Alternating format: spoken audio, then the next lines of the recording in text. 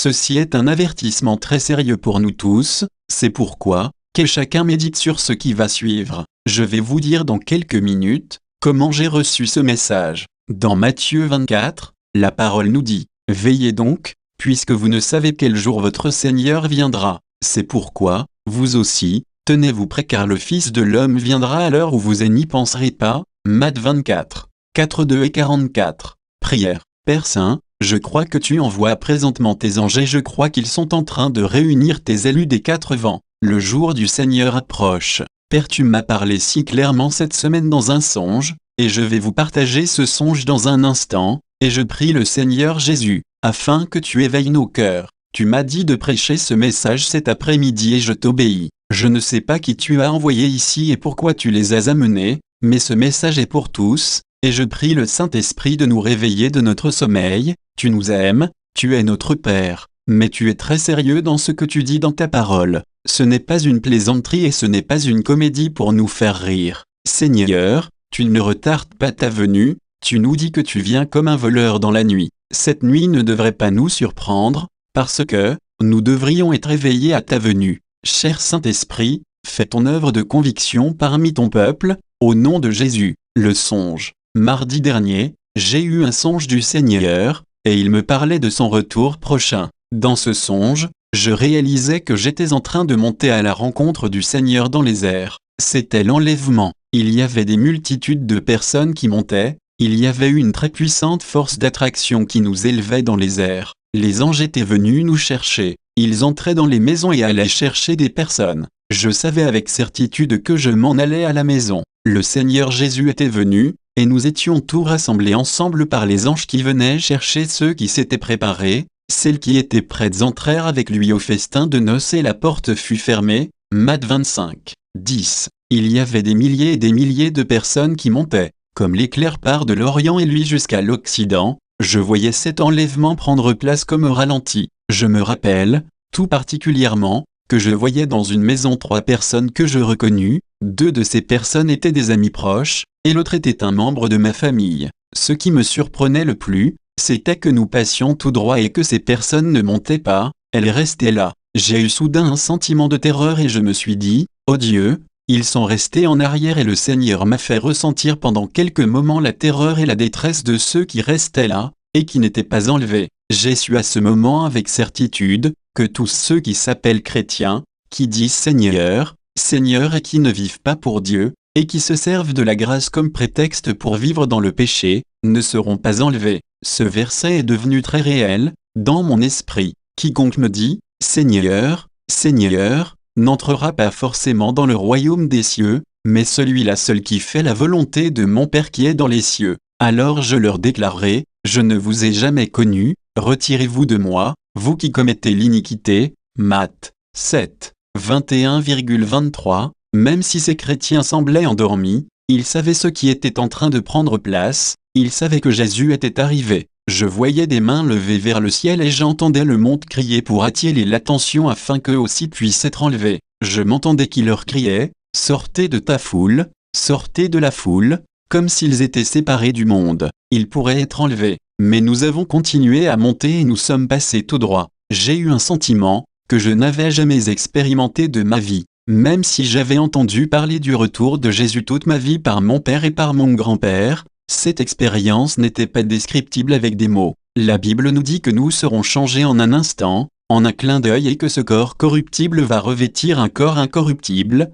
comme le sien. La parole nous dit que nous devons être prêts, car les noces de l'agneau sont venues et son épouse s'est préparée. Apoc 19:7. Il vient pour ceux qui l'attendent en vue de leur salut. J'éprouvais le sentiment d'horreur de ceux qui connaissaient l'Évangile, qui ont connu l'amour, la miséricorde et la grâce de Dieu, et qui n'étaient pas prêts, ils ne s'étaient pas préparés. Dans mon songe, je voyais des multitudes de personnes terrifiées qui hurlaient et qui essayaient de sortir de la foule pour être remarquées, mais il était trop tard, nous sommes passés tout droit et ils sont restés. Je savais que je m'en allais au ciel avec le Seigneur, mais ce que j'ai ressenti à propos de mes 2 amis et les membres de ma famille qui étaient restés, c'était une terreur incroyable, une terreur indescriptible. Alors, de 2 hommes qui seront dans un champ, l'un sera pris et l'autre laissé, de 2 femmes qui moudront à la meule, l'une sera prise et l'autre laissée. Veillez donc, puisque vous ne savez quel jour votre Seigneur viendra. Il arrive,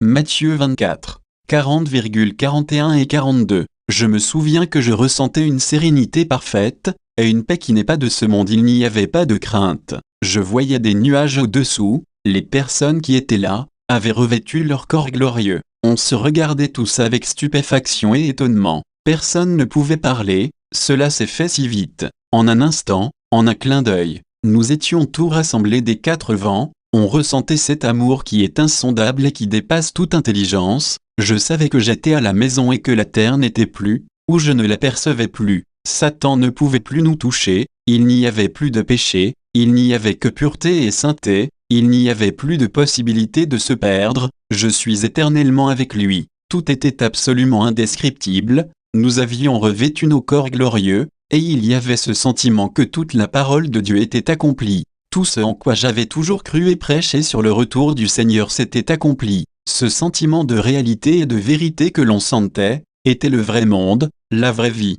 la vraie réalité. C'était l'éternité, tout était passé, tout était devenu nouveau comme dans un rêve, le passé n'existait plus. Dieu nous avait donné sa grâce et sa miséricorde, et il nous avait donné tout le temps de nous repentir, afin de vivre dans sa gloire. Tout à coup je me suis souvenu, dans le songe que j'étais en train de faire, que je disais, « Mais Seigneur, qu'est-ce qu'il advient de tous ceux qui sont restés, et qui n'ont pas été enlevés, ceux qui sont restés en arrière, et qui pensaient qu'ils étaient prêts, ils ne sont pas ici. Seigneur, que s'est-il passé avec eux? Ils sont perdus. » C'est le sentiment que j'avais en moi. Ce n'est pas un sentiment qui va être là quand Jésus va revenir, mais je crois que Dieu a voulu me faire ressentir ce que ces gens vivaient dans leur détresse. Tout à coup, alors que je pensais à tous ceux qui étaient restés, je me suis réveillé, je me suis assis carrément dans mon lit et j'ai pensé, ceci est le songe le plus incroyable que j'ai eu dans ma vie. Soudain, ces paroles se sont fait entendre dans mon esprit comme un tonnerre. Le fait d'être prêt n'est pas une blague. Je me suis étendu sur mon oreiller et Dieu m'a dit, « Mon peuple ne prend pas cela au sérieux, il en parle, mais la façon dont il vit démontre qu'il ne croit pas que je reviens bientôt et qu'il doit se préparer parce que je viens chercher une église glorieuse, sans tache, ni ride, ni rien de semblable, mais sainte et sans défaut. » F5 à 27. Il y en a beaucoup qui vont rester en arrière parce qu'ils ne se sont pas préparés. Je dis au Seigneur, « Mais qu'arrive-t-il de ta grâce, de ta miséricorde et de ton amour ?» Et le Seigneur m'a dit qu'il était tout cela, mais que le temps de la grâce va bientôt prendre fin. Je pris ma houlette grâce et je la brisai, pour rompre mon alliance que j'avais traitée avec tous les peuples. Elle fut rompue ce jour-là et les malheureuses brebis, qui prirent garde à moi, reconnurent ainsi que c'était la parole de l'Éternel. Zac 11:2.10 et 11. Et mon peuple ne s'est pas préparé. J'ai donné ma grâce et mon Fils pour que le monde se convertisse et pour qu'il se détourne du péché, pour qu'il vive dans la sainteté. Vous serez donc parfaits, comme votre Père Céleste est parfait. Matt 5h48. Offrez vos corps comme un sacrifice vivant, saint agréable à Dieu, ce qui sera de votre part un culte raisonnable. Romains 12:1. De même que celui qui vous a appelé est saint, vous aussi devenez saints dans toute votre conduite. 1 Pierre 1:15. Dans la majorité des églises aujourd'hui on ne prêche plus le retour de Jésus, on ne prêche plus contre le péché et la nécessité de vivre dans la sainteté, que nous devons nous séparer du monde. 2 Cor 6h14 à 18. Comme au jour de Noé, ainsi en sera-t-il à l'avènement du Fils de l'homme, car dans les jours qui précédèrent le déluge, les hommes mangeaient et buvaient, se mariaient et mariaient leurs enfants jusqu'au jour où Noé entra dans l'arche, et ils ne se doutèrent de rien, jusqu'à ce que le déluge vienne et les emporte tout. Il en sera de même à l'avènement du Fils de l'homme. Matt 24 à 3:7, 3:8 et 3:9. Mon peuple n'est pas prêt pour mon retour prochain. Il vit plus pour lui-même que pour moi. Il va à l'église le dimanche et il a hâte que la réunion finisse pour aller à ses activités. Il vit loin de moi. Pourtant, la parole dit que s'il s'approche de moi, je m'approcherai de lui. Il ne pense qu'à s'amuser, et non à se préparer pour ma venue. Mon peuple s'ennuie maintenant dans les églises. Pourquoi les chrétiens sont-ils rendus tièdes et durs? Pourquoi sont-ils confondus moralement et n'ont-ils plus de discernement? Et pourquoi accueillent-ils n'importe quelle doctrine qui vient de l'enfer? Ils sont tellement attachés au monde et aux choses de ce monde. Pourtant Dieu dit, « N'aimez pas le monde ni ce qui est dans le monde. Si quelqu'un aime le monde, l'amour du Père n'est pas en lui. » 1 Jean 2 à 15. Leur amour pour Jésus se refroidit de plus en plus. La raison en est premièrement que les pasteurs eux-mêmes sont endormis et n'ont aucune vie spirituelle en eux. Le prophète Ésaïe nous dépeint quelques-uns de ces pasteurs. Ces gardiens sont aveugles, sans intelligence, ils sont tous des chiens muets, incapables d'aboyer, ils ont des rêveries, se tiennent couchés, aiment le sommeil, et ce sont des chiens voraces, insatiables, ce sont des bergers qui ne peuvent rien comprendre, tous suivent leur propre voie, chacun selon son intérêt, jusqu'au dernier. Ésaïe 56 à 10 et 11, le verset 9. De toutes sortes d'esprits mauvais, qui se sont emparés des brebis pour les dévorer, à cause de ces pasteurs endormis. Vous toutes, bêtes des champs, venez pour manger, vous toutes bêtes de la forêt. Ésaïe 56 à 9. Des hommes aveugles avec aucun message venant du Saint-Esprit, avec aucune tristesse dans leur cœur pour les brebis qui se font dévorer, ils ne comprennent plus rien aux choses spirituelles. Ils arrivent à l'église en n'ayant aucune révélation nouvelle du Seigneur. Ils ne reçoivent plus leur message directement du cœur de Dieu. Ils sont aveugles et endormis, parce qu'ils passent leur soirée devant la télévision à regarder des ordures. L'œil est la lampe du corps. Si ton œil est en bon état, tout ton corps sera illuminé, mais si ton œil est mauvais, tout ton corps sera dans les ténèbres.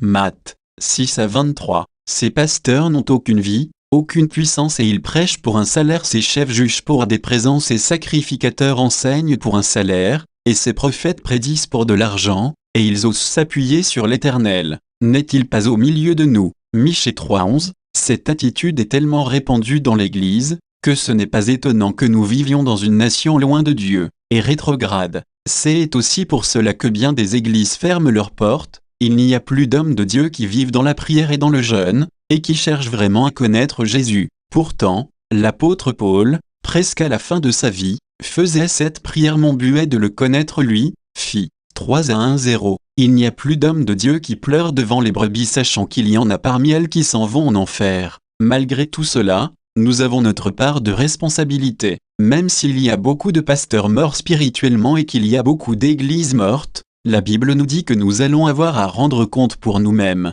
Nous avons la parole de Dieu et le Saint-Esprit pour nous guider, et nous aider à la comprendre. Vous ne pourrez pas au jour du jugement, mettre le blâme sur aucun pasteur ni sur aucune église. Vous avez votre Bible, étudiez-la et apprenez à connaître Jésus par vous-même, et mettez-la en pratique. Ainsi, quiconque entend de moi ces paroles et les met en pratique sera semblable à un homme sensé qui a bâti sa maison sur le roc. Matthieu 7 à 24. Nous n'aurons aucune excuse au jour du jugement. Ceux-là seuls qui sont prêts, vont être enlevés pour se marier avec Christ. Car les noces de l'agneau sont venues, et son épouse s'est préparée. Apôtre 19 à 7. L'épouse s'est préparée. Jésus ne revient pas pour une épouse qui dort, il vient pour une épouse qui l'attend. L'Esprit et un épouse disent: viens si vous aimez vraiment Jésus. Aujourd'hui, le cri de votre cœur va être: Seigneur, qu'est-ce que je dois faire pour être prêt? Nous avons beaucoup à faire pour nous préparer, mais le Saint-Esprit m'en a énuméré 3, alors que j'étais encore dans mon lit cette nuit-là. Ces versets sont venus très clairement dans mon esprit. Premièrement, si donc vous êtes ressuscité avec Christ, cherchez les choses d'en haut, où le Christ est assis à la droite de Dieu. Préoccupez-vous de ce qui est en haut, et non de ce qui est sur la terre. Col 3 1 et 2. Placez vos yeux sur Jésus et sur sa parole et non sur ce qu'il y a dans ce monde. La parole nous encourage à racheter le temps, car les jours sont mauvais. F 5 à 16. La Bible nous dit aussi: quand le Christ votre vie paraîtra, alors vous paraîtrez aussi avec lui dans la gloire. Col 3 à 4. Si Christ est votre vie, alors vous allez monter avec lui dans la gloire. Ce n'est pas votre carrière, votre travail, vos loisirs et tout ce qui vous retient dans ce monde, qui doivent être votre vie, mais Christ. Je sais qu'il s'en vient une tempête sur ce monde, le Seigneur me l'a fait savoir très clairement, et ceux qui ont des dettes, vont beaucoup souffrir. Le Seigneur nous demande de ne rien devoir à personne autant dans le Nouveau Testament que dans l'Ancien Testament. Le prophète Habakkuk nous dit, sous l'inspiration du Saint-Esprit: malheur à celui qui accumule ce qui n'est pas à lui. Jusqu'à quand? Malheur à celui qui augmente le fardeau de ses dettes. M2 à 6. Sortez de vos dettes, sortez de vos dettes. Les soucis et les fardeaux étouffent la parole en vous. Jésus dit: celui qui a reçu la semence parmi les épines, c'est celui qui entend la parole, mais en qui les soucis du monde et la séduction des biens de ce monde étouffent cette parole et la rendent infructueuse. Matthieu 13, 2. L'esprit de convoitise. Toujours plus, ne jamais être rassasié. Tout cela possède vos pensées, Tous ces désirs de convoitise empêchent la semence de produire de bons fruits. Ceux qui aiment vraiment Dieu vont l'aimer de toutes leurs pensées. C'est le premier et le plus grand commandement de Dieu. Je vous dis dès maintenant avec un cœur brisé, il y a une multitude d'hommes qui pensent qu'ils seront aux noces de l'agneau, et malheureusement, ils vont se faire dire, le roi entra pour voir les convives, et il aperçut là un homme qui n'avait pas revêtu un habit de noces. Alors le roi dit aux serviteurs, liez-lui les pieds et les mains, et jetez-le dans les ténèbres du dehors, où il y aura des pleurs et grincements de dents. Matthieu 22-11-13. Ceux qui aiment vraiment le Seigneur, passent du temps avec lui, en sa présence, tous les jours, pas seulement 5 minutes le matin. Comment pouvez-vous me dire que vous l'aimez si vous le négligez jour après jour? Ne me dites pas que vous allez à sa rencontre dans les nuées. Non, vous ne montrez pas, vous allez être laissé. L'un sera pris et l'autre laissé. Matthieu 24-40. Vous ne l'aimez pas, vous dites, mais David, où est sa miséricorde et sa grâce? Sa parole est miséricorde et grâce, mais elle nous dit, comment échapperons-nous, si nous négligeons un si grand salut? L2-3. Ça c'est la parole de Dieu, ça c'est la miséricorde et la grâce. J'ai ressenti l'horreur et la détresse de ceux qui en restaient et il n'y a pas de plus grande détresse qui puisse exister que celle-là, il n'y a jamais eu de pareil et il n'y en aura jamais plus. L'apôtre Paul nous dit, connaissant la crainte du Seigneur nous cherchons à convaincre les hommes. Monsieur Wilkerson pleure. Nous, pasteurs allons nous tenir devant un Dieu saint un jour et nous allons être jugés. Personne sur la terre ne pourrait me payer pour faire ce que je fais. Un jour, je vais avoir à rendre compte devant Dieu et je peux vous regarder droit dans les yeux avec un cœur brisé et avec la miséricorde et la grâce de Dieu que je n'ai rien à me reprocher. L'apôtre Paul nous dit, connaissant ta crainte du Seigneur, nous cherchons à convaincre les hommes. La Bible dit, n'abandonnons pas notre assemblée, comme c'est la coutume de quelques-uns, mais exhortons-nous mutuellement, et cela d'autant plus que vous voyez le jour approcher. Car si nous péchons volontairement après avoir reçu la connaissance de la vérité, il ne reste plus de sacrifice pour les péchés, mais une attente terrifiante du jugement et de l'ardeur du feu prêt à dévorer les rebelles. Si quelqu'un a violé la loi de Moïse, il est mis à mort sans pitié, sur la déposition de 2 ou 3 témoins. Combien pire, ne pensez-vous pas, sera le châtiment mérité par celui qui aura foulé aux pieds le Fils de Dieu, tenu pour profane le sang de l'alliance par lequel il avait été sanctifié et outragé l'esprit de la grâce. Et 10-25-29. Êtes-vous devenu un chrétien seulement du dimanche? Je vous le dis, je n'ai que faire d'une église du dimanche matin seulement. Que faites-vous durant le reste de la semaine? Passez-vous votre temps devant la télévision? Voici ce que le Saint-Esprit m'a dit. Deuxièmement, écoutez bien attentivement, vous ne pouvez pas être prêt si vous ne réglez pas avec Dieu tout ce qui est mauvais dans votre cœur. Chaque blessure, chaque racine d'amertume, chaque animosité est ce que je vous dis maintenant, a été confirmé ici ce matin avec grande puissance par le Saint-Esprit. Allons dans Jacques chapitre 5. Je vous ai dit que le fait d'être prêt n'était pas une plaisanterie. Je n'essaie pas d'être fanatique, comprenez-moi, je désire seulement vous prêcher la vérité afin que vos âmes soient sauvées. Je vous demande de m'écouter et voyez que mon cœur est concerné par vous, comme vous ne l'avez jamais vu, parce que beaucoup de vos âmes parmi vous dépendent de ce que vous allez faire maintenant. Après ce message, je suis prêt à me laver les mains, à cause de plusieurs d'entre vous qui refuseront de se repentir. Écoutez attentivement ce que Jacques a à nous dire, prenez patience, affermissez vos cœurs, car l'avènement du Seigneur est proche. Ne parlez pas en mal les uns des autres, frères, afin que vous ne soyez pas jugés. Voici le juge est à la porte. Jacques 5-8-9. Le juge se tient à la porte. Jacques nous explique une façon de se préparer pour le retour de Jésus, en rendant notre cœur pur, de n'avoir aucune racine d'amertume ou d'animosité, contre un frère ou contre une sœur et de ne pas parler en mal d'eux, afin qu'il n'y ait rien qui nous sépare de Dieu dans notre union avec lui. L'apôtre Jean nous dit, celui qui prétend être dans la lumière, tout en haïssant son frère est encore dans les ténèbres, il marche dans les ténèbres et ne sait où il va, parce que les ténèbres ont rendu ses yeux aveugles. 1 Jean 2-9-1. Nous entendons beaucoup de cochonneries psychologiques aujourd'hui, de faux raisonnements qui essaient de blâmer nos attitudes de péché sur notre passé, afin d'excuser ces péchés et d'empêcher la conviction du Saint-Esprit qui voudrait nous amener à la repentance. Non, non, non, ce qui vous sépare de Dieu est dans votre cœur, pas dans votre passé. Vous devez vous repentir et aligner vos cœurs avec la parole de Dieu avant que Jésus ne revienne. Dieu dit, écoutez-moi s'il vous plaît,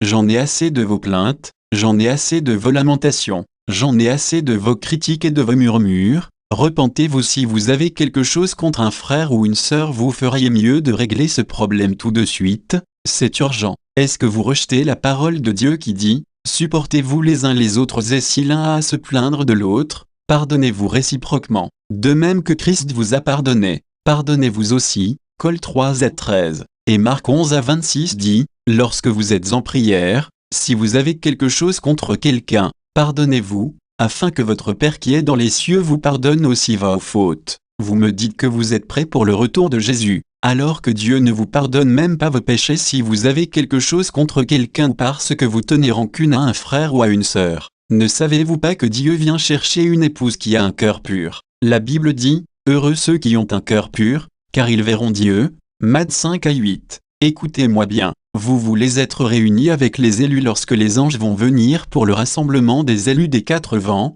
Cela ne me dérange pas de savoir quelle théologie vous avez ou à quelle doctrine vous croyez. Cela ne me dérange pas de savoir de quelle manière vous excusez vos péchés. Je me demande quelle sorte de grâce vous utilisez pour couvrir vos péchés. Mais la Bible dit que si vous ne pardonnez pas à vos frères de tous votre cœur, votre Père ne vous pardonnera pas non plus. Et vous allez mourir dans vos péchés. Vous allez mourir dans vos péchés. Oubliez que vous êtes prêts pour le retour de Jésus. Vous allez mourir dans vos péchés si vous ne vous repentez pas, peu importe ce qu'ils vous ont fait, la parole vous dit de pardonner. C'est certain et très clair dans la parole que tout chrétien qui ne pardonne pas, ne peut être sauvé. Maintenant cela va devenir un petit peu plus sévère. Allons ensemble dans l'évangile de Matthieu, chapitre 24, 48 à 51. S'il vous plaît, remarquez que ce serviteur était un chrétien, mais il a développé un cœur mauvais. Voyez, il appelle Dieu, mon maître, il appelle Dieu son maître et parle même de son retour. Mais si c'est un mauvais serviteur qui se dit en lui-même,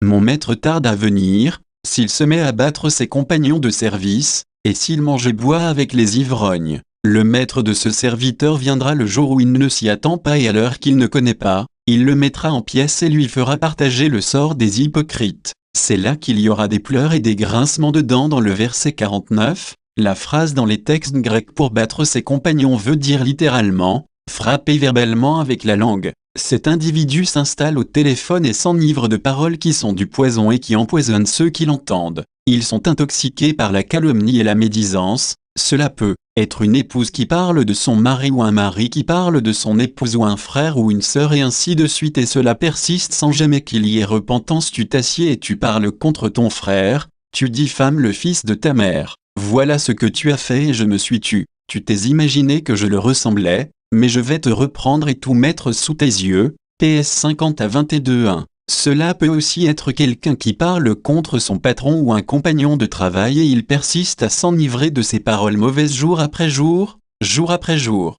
Ils sont ivres et intoxiqués. C'est du poison. Je sais que je parle à quelqu'un prophétiquement en ce moment, qu'il soit ici, qu'il écoute cette cassette ou qu'il lise cet article. Vous êtes en train de vous endurcir et vous êtes déterminé à ne pas pardonner. N'oubliez pas que le vrai pardon de Dieu oublie nos offenses et que nous devons aussi oublier leurs offenses avec l'aide du Saint-Esprit. Laissez-moi vous citer ce verset, « La pauvreté spirituelle et la honte sous le partage de celui qui rejette la correction, mais celui qui a égard à la réprimander est honoré. » PR 113 à 1:8. Ceux qui vivent avec des péchés dans leur cœur n'entendront pas la trompette de Dieu. Dieu dit, « Si vous vous repentez, je vais vous envoyer mon Saint-Esprit avec ma miséricorde et ma grâce, et je vais répandre sur vous ma bénédiction avec abondance. » Dieu donne son Saint-Esprit à ceux qui lui obéissent. Actes 5 à 32. Si vous refusez de vous repentir, je vous dis que la malédiction va venir sur vous, et j'ai vu cela se produire dans beaucoup de ministères et dans la vie de beaucoup de chrétiens.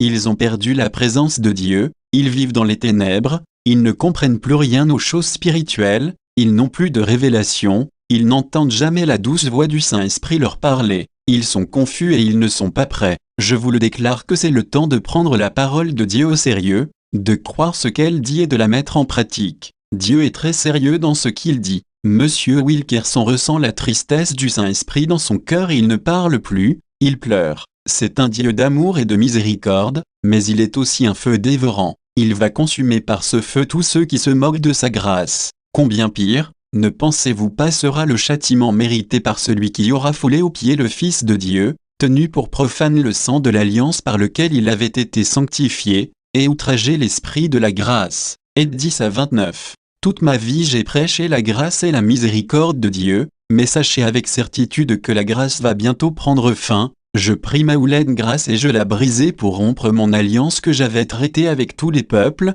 Zac 11, 10. Lorsque la porte de l'arche de Noé fut fermée, par Dieu lui-même, il n'y fut plus possible d'y entrer. Repentez-vous tandis qu'il en est encore temps. Jésus vous attend avec amour, il pleure encore sur Jérusalem, la Jérusalem spirituelle. Il vous attend pour vous rendre libre et celui qu'il rend libre, il le rend réellement libre. Si donc le Fils vous a franchi, vous serez réellement libre. Jean 8 à 36. Tout ce que vous avez à faire, c'est de lui dire: ô Dieu, je ne veux plus de ces péchés dans mon cœur, libère-moi. Ces péchés sont en train de détruire mon âme et de dévorer ma vie. Pleurez devant le Seigneur et tournez-vous vers lui de tout votre cœur. Mettez-vous en règle avec Dieu. Soyez réconciliés avec lui. Préparez-vous pour son retour prochain. Le sait que ceci n'est pas un message pour vous faire crier de joie, mais c'est un message qui peut sauver vos âmes. Examinez vos cœurs maintenant devant le Saint-Esprit. Premièrement, est-ce que Christ est dans votre vie plus que le sport ou la télévision ou toute autre chose qui prend tout votre temps,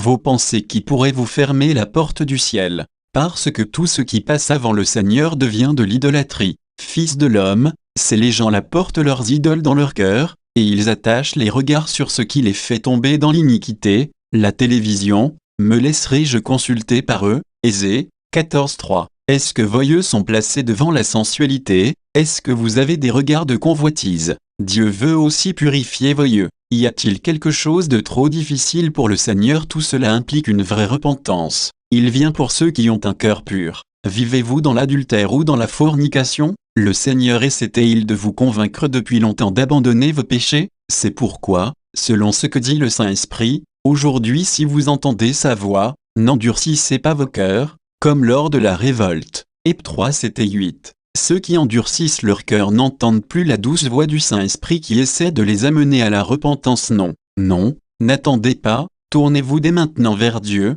laissez sa grâce vous aider à vous détourner du mal et à revenir à la sainteté. Avez-vous négligé sa parole? L'avez-vous négligé jour après jour, ne cherchant plus sa face, ne cherchant plus à le connaître plus intimement? Alors ce qui vous reste à faire, c'est de lui demander pardon, un pardon très sincère qui vient du cœur. Repentez-vous devant le Saint-Esprit de Dieu. Écoutez-moi, je sais qu'un message comme celui-là apporte de la tristesse dans vos cœurs, tant que le Saint-Esprit n'aura pas fait l'œuvre en vous par ce message. Et nous savons que la tristesse selon Dieu produit une repentance qui mène au salut et que l'on ne regrette pas, tandis que la tristesse du monde produit la mort. 2 Cor 7 à 10. Par cette repentance, vient une joie immense et une paix qui surpasse toute intelligence, et tout cela vient inonder votre cœur parce que vous avez obéi à sa sainte parole. Si nous confessons nos péchés, il est fidèle et juste pour nous pardonner nos péchés et nous purifier de toute injustice. Écoutez-moi tout, ceci n'est pas une blague.